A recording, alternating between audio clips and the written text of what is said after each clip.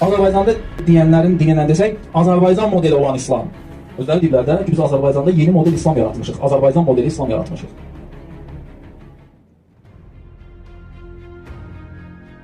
Allahın düşməni kimdir? Bu məsələ barəsində qətiyyən məlumat verilmir. Belə İslamı Muaviyyə özü təbliğ edirdi. Və Muaviyyənin davamçısı Yezid elə bir İslamın nümayəndələri idilər. İslama iki cür baxmaq olar. Bir, olduğu kimi olan İslam, Peyğəmbərin gətirdiyi İslam, həqiqi İslam. Bir də İmam Hüseyni öldürən müsəlmanlar inandığı İslam.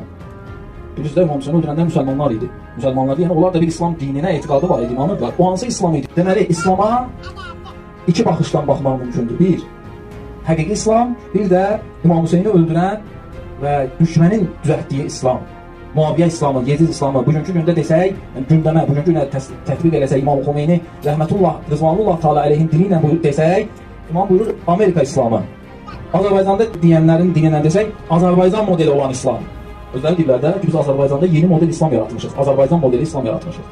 Bax, belə bir şəraitdə Şeyxülislam neynədi? Ümummilli liderin yürütdüyü müstəqil dövlətçilik siyasətinin gücünün arxasına öz sinində verərək Azərbaycanın milli, mənəvi birlik modelini ortaya qoydu.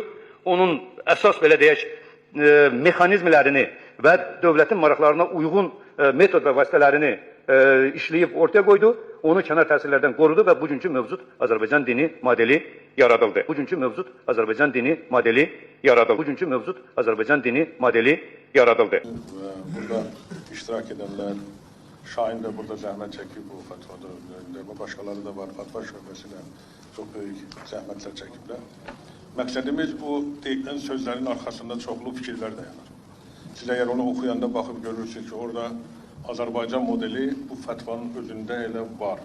Yəni bu, o öz etiraflarına görə həm tarix boyu İmam Hüseynin zamanında olub, həm bugünə kimi var. Quranda da buna işarə varmı?